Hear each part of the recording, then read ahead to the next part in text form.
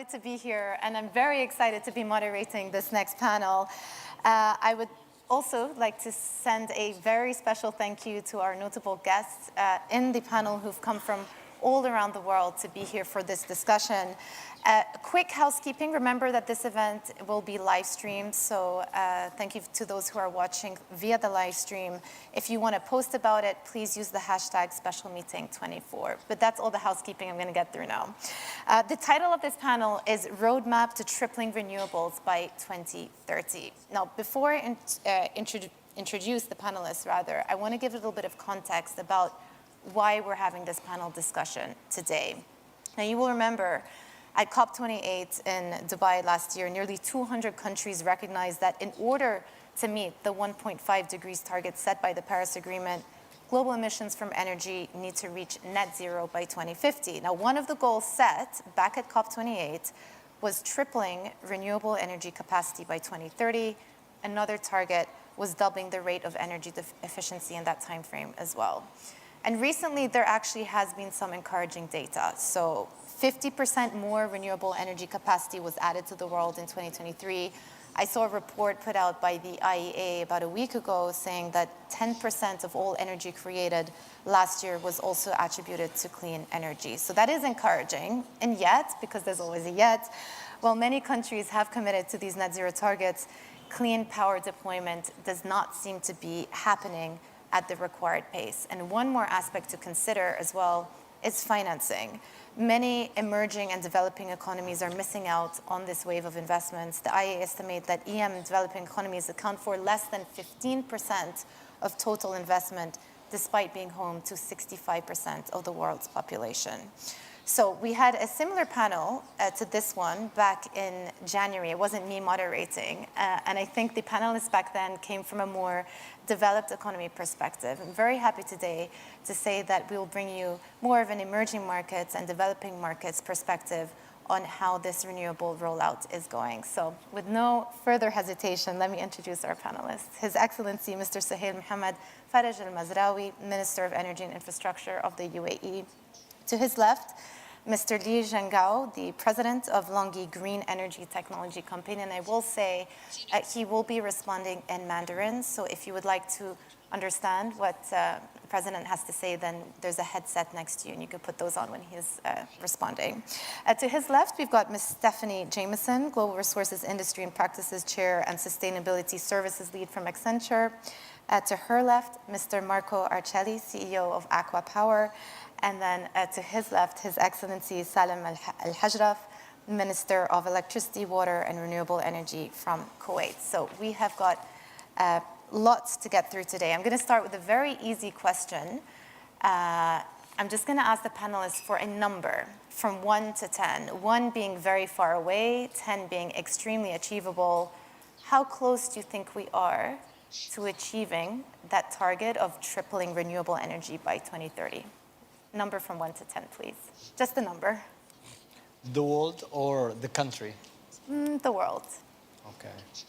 Actually, you know what? You can give me both.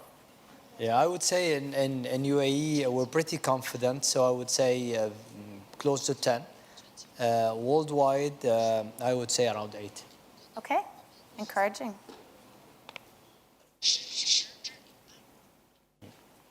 Your turn, sir. 8. 8? Yeah. Okay. 8, I would say. 8 for the world as well. You're all going a lot higher than I thought you were going to say. This is good. I'll be the optimist then in the room. I say 10. Okay.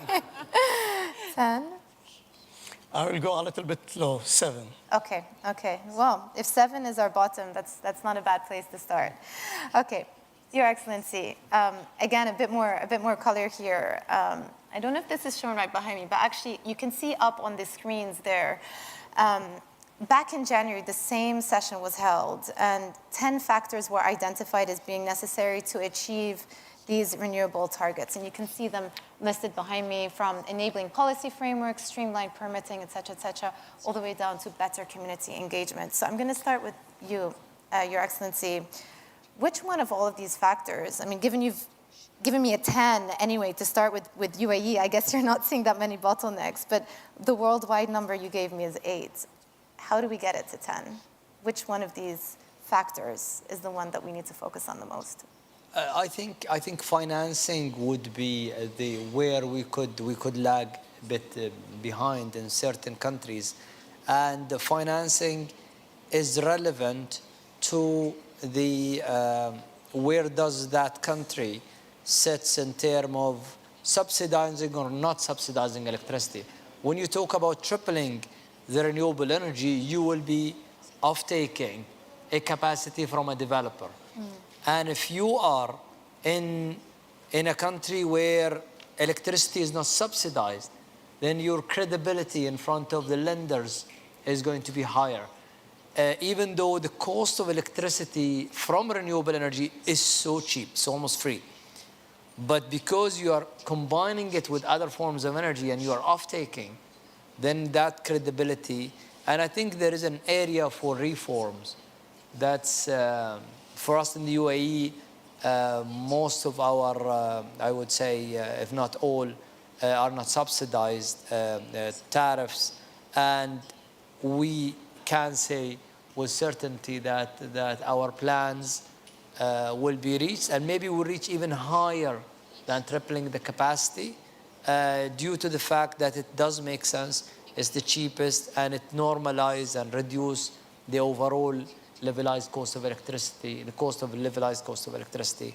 And in addition to what we're doing for the hydrogen, which is also going to increase the significantly the installed capacity for solar, which is going to be used for producing hydrogen. Can I just ask you, since you raised the financing aspect, the cost of capital tends to be higher for emerging market economies. What is the solution to that? How can you encourage investment and bring down the cost at the same time? Okay, a very good question. As I said, the cost of finance, it depends on the whole country economy. So if you are diversifying and your economy is good, then you will find that the cost of capital is going to be reasonable for you as a country. If you are subsidizing, you're not reforming, then, and you have issues, then definitely you're going to be paying the highest. The problem today in many countries where the cost of electricity is higher, whether it's even in CCGT or in hydrogen or in renewable, the fact that it's difficult for them to finance, increase the cost of finance, and that makes these countries pay the highest for electricity. And it's really unfortunate to see so many countries in Africa where sun is available and they don't have developers trusting them or coming and building it. I think for countries which have the capacity to finance and to develop, as UAE, we are moving swiftly to Africa and to many countries around the world where we are offering gigawatts of solar, trying to help the world to get to the tripling as soon as possible. And we have very few years to 2030. Yeah. So we need to encourage others to do it as well. Okay. Mr. Lee, let me put the question to you. You run a solar power company in China, and I think everyone here would like to hear the perspective of what's happening in China, but also if you look into the data, it seems like a big part of the recent growth in clean energy investment has actually been driven by China. What is enabling that?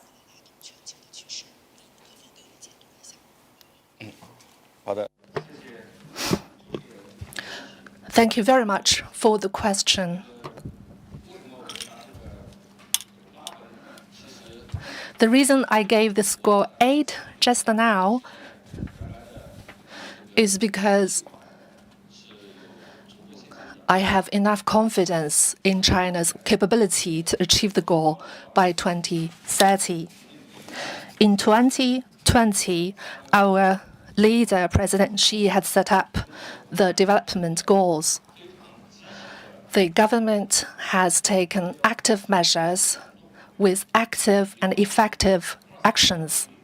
Take the year 2023 as one example. China has installed 216G solar plants, which is more than 50% of the global capability. This is a large number. Look into the future, of course, we see the challenges. After 2030, with the goals achieved, we still have a long way to go to achieve the goal of carbon neutralization. And by then, that will be our real challenge, which will mainly come from the technology. Due to the disconnectivity of new energy, we have to face the reality that the transmission and the balancing of the electricity will bring some conflicts to the system, which requires more reliable storage system, especially those power that comes from lithium.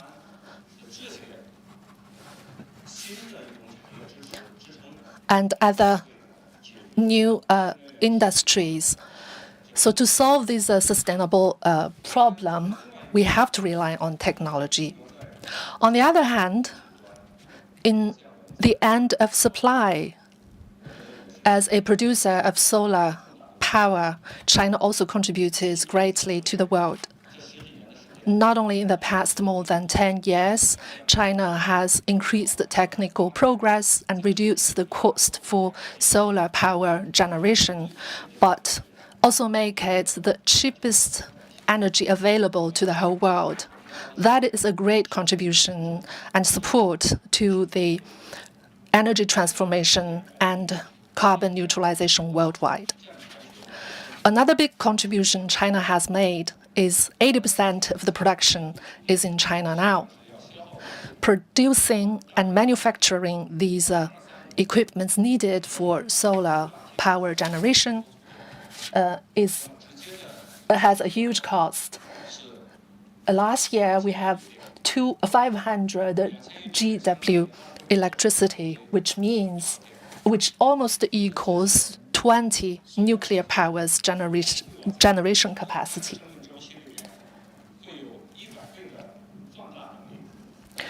Out of the 500 gigawatt, if considering the reality that it generates the carbon emission, but it made a great contribution to the transformation of the global new energy. So in that sense, I believe that China contributed and sacrificed for the world. Thank you. Things I want to follow up on, but I'll save that for the next round. Stephanie, what do you identify as being the biggest bottleneck from your standpoint and applying your expert knowledge? Well, it's a tough question because all 10 of those on the page are, without each one, we wouldn't make the goal. But I'll explain my rationale for why I answered your question with an 8, and I do consider that to be a very optimistic response. So recently, this year, the International Energy Agency published a report on the topic that we're discussing here on the tripling renewables in this decade. And with its forecast, it estimates that without applying things to reach that stretch goal, we are already on the path to achieve 2.5 times what we have today by the end of the decade. So that's 2.5 times versus 3, and that's not far off. And for those of you who follow the International Energy Agency's forecast, you'll know that reality often beats their forecast. So their forecasts tend to be very conservative. So that already sets us off in a great position. But then to the point of what is the low-hanging fruit, or what are the biggest blockers for making that goal? I would say that it's permitting. And it's permitting at this point in time. Yes, we need financing for emerging economies. We're at too low of a level. But another piece of data published by a company called Global Data, they are an analytics company. They specialize in intelligence consulting based in London, where I live. They estimate that if you look just at wind power capacity in the pipeline, 70% of wind power globally is in the permitting stage. So what a massive opportunity. We're already forecasted to achieve 2.5 times at the end of the decade compared to where we are today. And permitting is an area where there's so much value being hung up. So I see that as an opportunity globally. Countries around the world are working on it. But I think there are a number of solutions that are low-hanging fruit that we could apply to the permitting process. I'll share one example that I like a lot. It's really digitizing a lot of the permitting processes. So yes, we need policy changes. We need more people in the permitting offices. But today, agents work with manual processes, very little to no technology and tooling and automation in that office, and therefore no transparency to the developers and to the community, which is, gets us to the opportunity of community engagement. So we at Accenture worked with Wind Europe and Amazon Web Services to build a tool to tackle that opportunity and just see what we could unlock in terms of value, in terms of digitizing processes. We are piloting that in Denmark, and the feedback has been quite strong. We've received feedback from the agency, from the developers, and also from the community, because this tool provides transparency to the status of permits. It also has automated a number of the manual tasks. So we know that the agents' offices they're understaffed, and much of their work, a significant portion of their work, more than half of their work is manual, making phone calls, writing emails, reading documents. All of that can be automated. We've already taken out in this pilot 50% of the manual work. So I'm super optimistic about meeting that 2030 goal. I say, why not try to beat it? And given the information that's available to us, I think it can be done. Sounds like the goal should have been set higher, Your Excellency. All right, let's move on. Marco, being the CEO of Aqua Power, which of course is domiciled in Saudi Arabia, I'm curious to hear about some of the projects that you've been looking at, and also why you gave me an 8, I believe it was. 10. Oh, you got the 10. I convinced 10. Excuse me, you were 10, yes. What makes you so confident? Yeah. Well, I was lucky to move to the region a little more than a year ago, coming from Europe and before the United States, and I've lived throughout my life with it's impossible to do anything, and I agree with you, permitting is a problem. No, but it's a problem because it's so densely populated, there's hardly any room to do anything there. And here, and by the way, Europe is also very advanced ideologically. It was the first one probably to start and push these healthy discussion about the environment and the energy transition. So there, of course, we're very well advanced, and that's why I'm giving a 10, because the momentum is there and it's happening. Yes, permitting is difficult, but there's a will, and the government, the industry is behind it. What I was not so familiar with was first China and the Middle East, and then the emerging markets where Aqua Power works, Africa, Central Asia, Southeast Asia. And it was really a surprise for me to see the momentum here. So not only Saudi Arabia and the Emirates have probably two of the most ambitious decarbonization programs in the world. If I make the example of Saudi Arabia, to go from basically 100% oil-fired a few years ago to 50-50 renewables and gas-fired by 2030, which is very soon, and you see it happening. This year, 20 gigawatt of renewables will be awarded, 7 gigawatt of combined cycles, so it is happening. Last year, we added 7 gigawatt of renewable capacity, 3 gigawatt of combined cycle to our portfolio of Aqua Power between Saudi Arabia and other countries. So really, it is a speed and dimension that you don't see much elsewhere. And so that's what makes me so convinced. But not only that, is that if you look at the cost of production in the region, and I take again Saudi Arabia, depending on where the interest rates are, but you are anywhere between, say, $15 and $20 per megawatt hour. That you cannot achieve anywhere else. So you have cheap energy, you have a lot of land, you have a leadership with a vision who wants to make and is making things happening.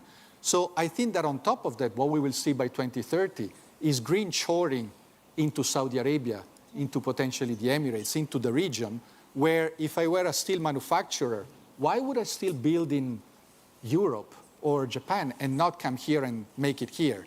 So a lot of the speed, I think, that can come from potentially some of the companies coming and manufacturing also. You know, some of the manufacturers are already setting shop here in Saudi Arabia also for export. So I see that that will also simplify going more than 3 times. We are contributing as Aqua Power not only because we deliver 70% of the program here in Saudi Arabia, the PIF program, that, by the way, we do also together with Aramco. So in a way, we are already recycling with Aramco money from fossil fuel into renewables to accelerate the speed of takeover, but also with innovative solutions. So for instance, Red Sea Global, it's a new destination, tourist destination, really beautiful. The first 2 hotels already opened, and the other 80 or so will open in the future. That's basically new location that is 100% fueled by renewable energy. So you see these coming on. Desalination, there is 100% solar power driven. Our desalination in Tawila in the Emirates, in Jazla in Saudi Arabia, is 30% fueled by solar panels at the site.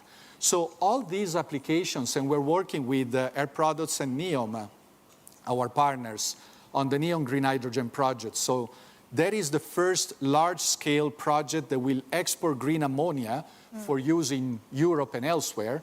And again, it's renewable energy that is going to hard-to-abate sectors. So you see how it's not just power generation, but it's all the other sectors where we can make the revolution.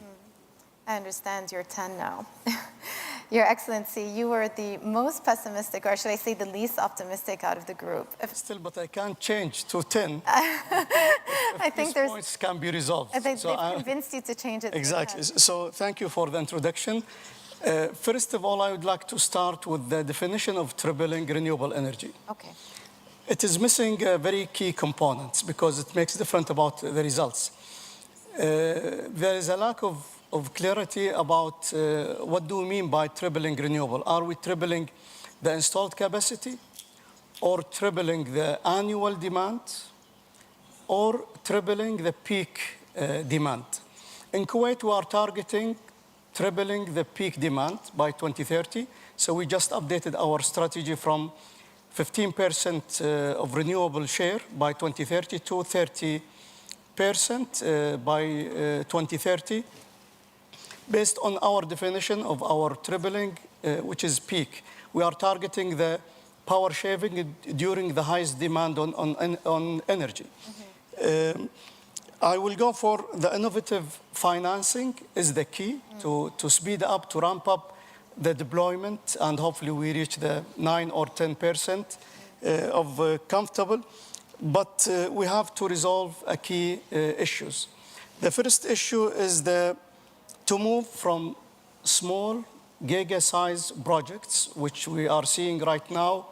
Thankfully, Aqua Power, Masdar, and many other companies doing the giga-size projects to deploy renewable. But this will limit the other small to medium-sized investors to contribute to help the world achieving the triple target. So I would rather go for a large number of projects with small sizes. If we talk about small communities, villages, or cities that have about 10 to 15,000 inhabitants, we can target a nearby solar plants with the size of 10 to 15 mega or even 100 mega that can fulfill, in some cases, 100% of the need of that village. And also it will be easily financed by banks or individual investors. So this is the first key component, is to enable more contributors and more SMEs to participate in this global mission. The other point is to increase the global annual production capacity. I knew today we have about 185 gigawatt production capacity, about 94% of which came from Asia, with majority came from China, and only 4% manufactured in Europe and United States and Canada. Unless we start producing the key components of renewable energy technologies worldwide at sustainable, affordable, and accessible way, I think the target will be around 7 and 6. That's why I'm a little bit humble with this target. Also, we have to avoid the capital investment for long-distance transmission lines. And that's why I brought the example of nearby villages and small cities where we can avoid the losses on the long term or long distance capital cost transmission lines, which will consume a lot of raw material and a lot of dollar in terms of bringing the clean energy to the end consumers. So these are in a glimpse size where we have to achieve. We have to incentivize the investment in small to medium-sized plants, and also incentivize the investment on new production lines worldwide rather than centralizing it in one location of the world. It's interesting what you're saying about bringing in the private sector as well, because from what I can glean just from our conversation here, it seems like the countries or the parts of the world that have a big state industrial push towards renewable energy are the ones who are in a relatively better position. So my question to you, Your Excellency, is to what extent is this push for tripling renewable capacity by 2030 a state-driven mission versus one that will also involve bringing in the private sector? And if it is a joint effort, how do you bring them in? Definitely, it is a joint. But before I answer the question and I elaborate, I would like to comment on thanking China. I don't think we can thank China enough for what they have done in reducing the cost of the panel that influenced significantly the competition and helped many countries reducing their energy cost to the level that we agreed we will triple in few years. So I think if it wasn't for China reducing the panel cost and also producing that many of a panel that can satisfy the world demand, we will not be in that position. But definitely in UAE, we have a model that is enabling the developers and off-taking from the developers. So the government itself decided that it will not do it by itself. So by off-taking, we are enabling the private sector to go and seek finance. And we are making it easier when we off-take. But the price as well. I remember the first plant that we installed was costing us north of 35 cents per kilowatt hour solar. That was concentrated solar panels, CSP. And what we are seeing today in the projects, and thanks to the likes of Masdar and Aqua, they have competed to bring the cost to less than 1.5 cents per kilowatt hour, or $15, less than $15 or $15 per megawatt. And that's unheard of worldwide. So it is a joint, and it will continue to be a joint effort between the government and the private sector. But the biggest beneficiary, I would say, is also both. The private sector is making money, making a return for their shareholder, but also we, as governments, we are reducing the average levelized cost of electricity by that 20 to 24% contribution that we are getting from the solar. And we're not talking only in UAE about the large-scale, several gigawatt projects. We have passed a law promoting solar rooftops. We are promoting it on the houses, as well as on the industrial sites. So I think the combination of the two gives me hope that we will be more than tripling the capacity by the year 2030. And we enabled also to net so we're using netting methodology to buy or get it from the consumer and then return it to the consumer at the night time. And that enabled the consumers to also install more than what they can use.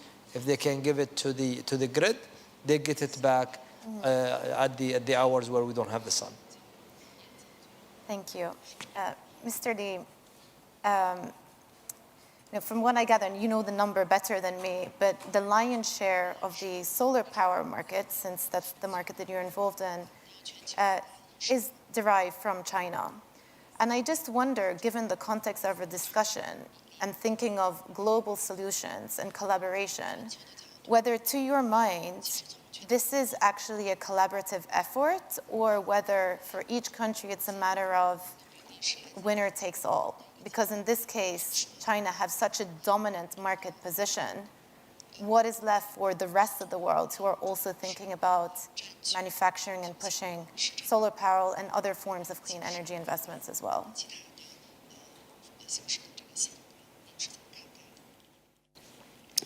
OK， 毫无疑问。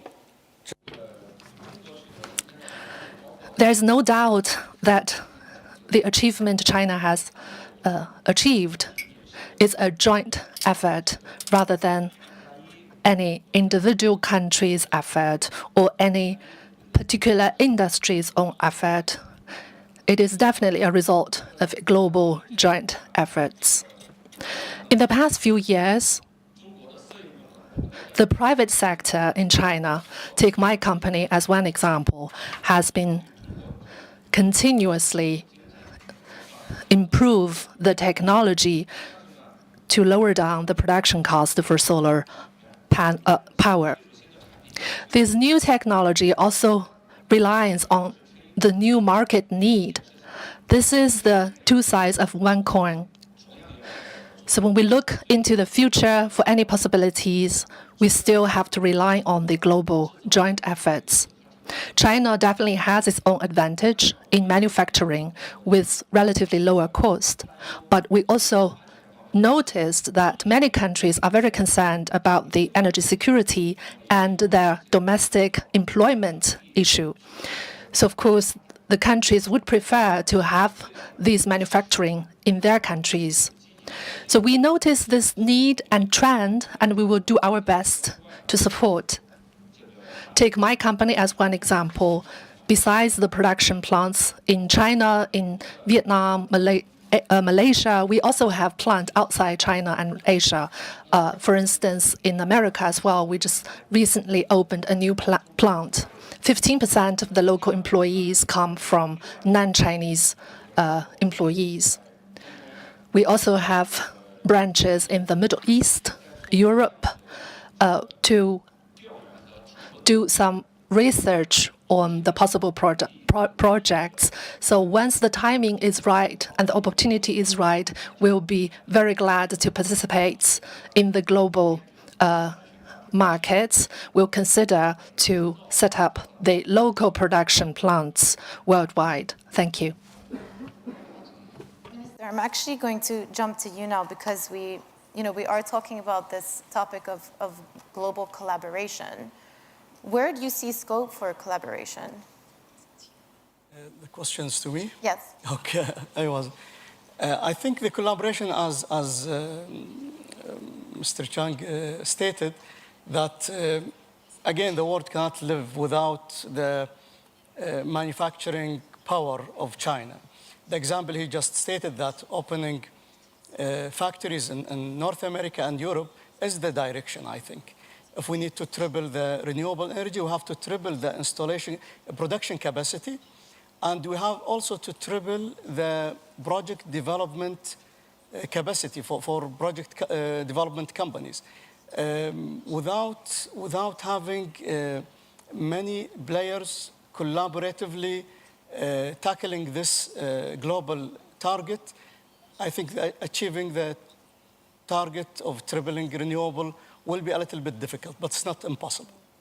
Marco, question for you. How does one crack the code of scalability?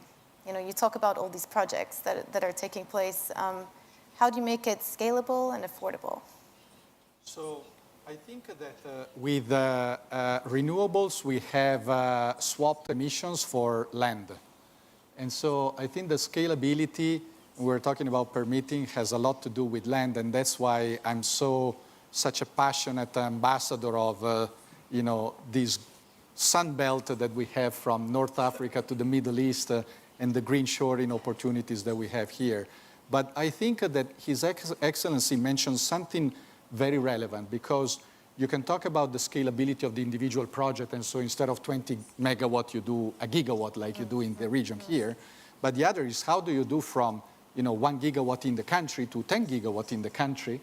And that is what I see, that if I combine the experiences of Aqua Power in Morocco, that was a pioneer years ago in renewables, Saudi Arabia and the Emirates here, Uzbekistan, what I see, the common point is that at some point there was a leader with a clear vision who stepped up and talked directly with investors, with the private investors, with the banks, with the DFIs, and brought everybody together to say, how do we make it happen now? And then took quick decisions to make it happen. Mm-hmm. And this process that sometimes was through tenders, but most often through bilateral discussions, is what allows you to scale from saying, I do a few hundred megawatts per year, to I do 10 or 20 gigawatt per year. It's much simpler, much faster. It attracts manufacturers because you give visibility, and the whole industry, visibility about a volume that is secure, and then you can work there. And it allows also a company like us, a developer and operator, to go beyond the project. So if I look at, for instance, what we've done in Saudi Arabia, the electricity, the Energy and Water Academy, and in Uzbekistan, Shirin College, we graduate between the two about 1,000 people every year who will go and operate. And those are young people in countries that are growing, booming, and you provide these fantastic opportunities to elevate their standard of living and making a contribution to the industry. So I think that this is what we need, is to go and think beyond the individual project at a scale, at a country level or regional level. Well, Stephanie, I'm going to give the last question to you, because we talked about scalability, collaboration, but what about being responsible with how you implement these plans and positive community engagement? How important is that to achieving these targets? Well, it's important today, and I think it will only become more important tomorrow. So I think there were 2 points on the slide that you had up earlier about this is linked to community engagement and a nature-positive transition. And these are challenges today. So people in the community can say no to whether it be transmission lines going through their property, solar farms, wind farms, and they are saying no. But consent actually is at an all-time high, so there are improvements in this space. But once we get through some of those bigger blocking points, like finance, like permitting, and regulation starts to increase more and put more pressure on the nature-positive transition and community engagement, they will become bigger blockers. So getting to solutions. Accenture collaborated with the World Economic Forum on 2 projects on each of those topics. We developed a C-suite guide for community engagement, and we developed a piece of work on the nature-positive transition. They're available on the forum's website. We interviewed a number of CEOs of energy companies and companies in a number of industries. What we learned from the CEOs through that survey was 80% of them say that they understand the nature, the impact that their companies are making on nature, but only a third are doing something about it to either restore impact that's already been made, or to mitigate. So there's a massive opportunity and a gap that if it's not closed, these will become bigger blockers. And so they're super important for companies to tackle. And those two projects address how to tackle that. Partnerships are one way to tackle, forming and proactive partnerships within the community with finance. Getting community engagement early is one way to tackle the community engagement piece. There are digital solutions as well. So I think the industry needs to use more technology in a creative way to engage the community and even to monitor the nature impact of the deployment of clean energy. So thanks for the question. It's an emergingly more important topic if it's not addressed, if both aren't addressed. That's a good place to leave the panel. I just want to thank the panelists. This is a really fascinating discussion, and I'm walking away feeling a lot more positive about the trajectory and how we are actually going to get to those 2030 targets. And I believe we did actually, throughout the course of this discussion, set out a roadmap to tripling renewables by 2030. So job done. Thank you.